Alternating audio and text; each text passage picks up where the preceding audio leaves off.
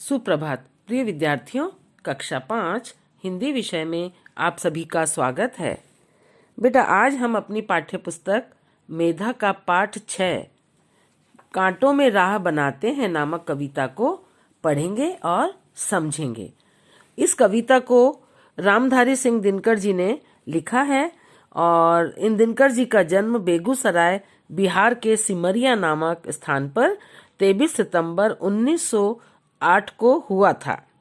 गद्य और पद्य शैली में उनका समान अधिकार था। वे कविताएं भी लिखते थे, कहानियां भी लिखते थे।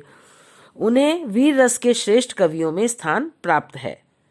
कुरुक्षेत्र, रश्मिरथी, उर्वशी, हुंकार, परशुराम की प्रतिज्ञा, रेणुका आदि उनकी प्रमुख कृतियां हैं। उनकी रचनाओं में राष्ट्रवादिता की झलक मिलती है। माने उनकी जो कविताएं हैं उसमें राष्ट्र प्रेम, राष्ट्रभक्ति दिखाई देती है। दिनकर जी का निधन 24 अप्रैल 1974 को हुआ था। तो आइए इस कविता को अपन पढ़ते हैं। इसमें दिनकर जी ने बताया है, मनुष्य अगर हिम्मत कर ले तो वह कठिन से कठिन और बड़ी से बड़ी मुसीबतों का सामना, परेशानियों का सामना, कठिनाइयों का सामना, आपदाओं का, विपदाओं का सामना कर सकता है।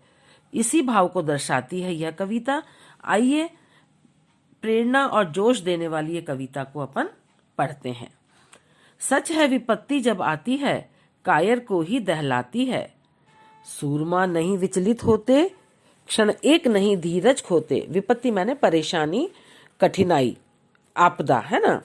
ये बात बिल्कुल सच है। जब कठिनाई आती है, कायर माने बुजदिल, है ना, डरपोक लोग, डरपोक को ही दहलाती है और डराती है। मुसीबत जब आती है ना तो मूर्ख लोगों को, डरपोक लोगों को ही डराती है। सूरमा नहीं विचलित होते। सूरमा माने शूरवीर। वीर जो लोग हैं, जो शूरवीर हैं, वो लोग विचलित नहीं होते, वो घबराते नहीं हैं। विचलित माने घबराना, तो कभी भी घबराते नहीं हैं। क्षण एक नहीं धीरज खोते, वे एक पल के लिए भी अपना धैर्य नहीं खोते हैं। विघ्नों को गले लगाते हैं। विघ्नों मैंने परेशानियों, कष्टों को गले लगाते हैं। आपदाओं को वो अपने गले लगाते हैं। कांटों में राह बनाते हैं। कांटे अगर रास्ते में आ जाते हैं तो उनको भी हटा करके वो अपना रास्ता बना लेते हैं। उन्हें मुश्किलों से निपटना आता है। किसको? शूरवीर को। है कौन विघ्न ऐसा जग में, ऐसी कौन सा कष्ट दुनिया में है, ऐसी कौन सी परेशानी, कौन सी आपदा दुनिया में है, टिक सके आदमी के मग में। ऐसी कौन सी आपदा है जो इंसान के रास्ते में टिक जाए। खम ठोक ठेलता है जब न, जब इंसान खम ठोकता है ना, अपना हिम्मत रखता है, तो पर्वत के जाते पांव उखड़, पर्वत भी हिल जाता है। जब इंसान अपने आप को मजबूती से खड़ा कर लेता है, अड़ जाता है ना। मानव जब जोर लगाता है, पत्थर पानी बन जाता है। जब इंसान जोर लगाता है ना और अपनी पूरी मेहनत देता है, पूरा साहस दिखाता है, तो पत्थर भी पानी बन जाता है, माने पत्थर भी हिल जाता है। तो गुण बड़े एक से एक प्रखर है छिपे मानवों के भीतर। कवि रामधारी सिंह दिनकर कहते हैं, इंसान के अंदर एक से एक प्रखर गुण है, एक से एक अच्छा गुण है जो इंसानों के अंदर छिपे हुए हैं। मेहंदी के जैसे लाली हो, वर्ती का बीच उजियाली। वर्ती का मैंने बाती, दीपक की जो बाती है उसको वर्ती का कहते हैं। जिस प्रकार मेहंदी के पीछे कौन छिपी रहती है? मेहंदी की लाली, उसका जो लाल रंग है मेहंदी के अंदर छिपा हुआ होता है, और वर्तिका के अंदर उजियाला छिपा होता है। उसी प्रकार से इंसान के अंदर गुण छिपे हुए हैं, है ना।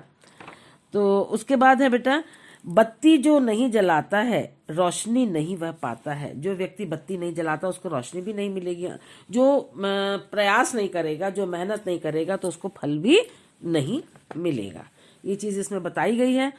तो विपत्ति किसको दहलाती है, किसको घबराती है? जो कायर होता है उसको विपत्ति दहला देती है। इस कुछ प्रश्नों के द्वारा अपन इसको रिवाइज कर लेते हैं बेटा। और विचलित कौन नहीं होते हैं? जो शूरवीर होते हैं वो विचलित नहीं होते, और वो एक पल के लिए भी अपना धैर्य नहीं खोते हैं। विघ्नों को गले लगाते हैं। कौन लगाते हैं विघ्नों को गले? विघ्नों को शूरवीर लोग गले लगाते हैं और कांटों में भी अपना रास्ता बना लेते हैं। और इंसान जब अपना मजबूती से खड़ा हो जाता है तो फिर उसके बाद क्या होता है? पर्वत भी क्या कर लेते हैं? हट जाते हैं, रास्ता छोड़ देते हैं कि हाँ भाई ये तो इंसान के आगे मुझे भी झुकना पड़ेगा। और मानव जब जोर लगाता है, जब मेहनत करता है, तब क्या होता है बेटा? पत्थर भी पानी बन जाता है। और इंसान के अंदर क्या छिपे हुए हैं? एक से एक तेज गुण इंसान के अंदर छिपे हुए हैं। मेहंदी के पीछे क्या छुपी है? लाली, लाल रंग। और वर्तिका के अंदर, दीपक की बाती के अंदर उजियाला, है ना। और जो बत्ती नहीं जलाता उसको क्या होता है? रोशनी नहीं मिलती। जो मेहनत नहीं करता उसको फल भी नहीं मिलता।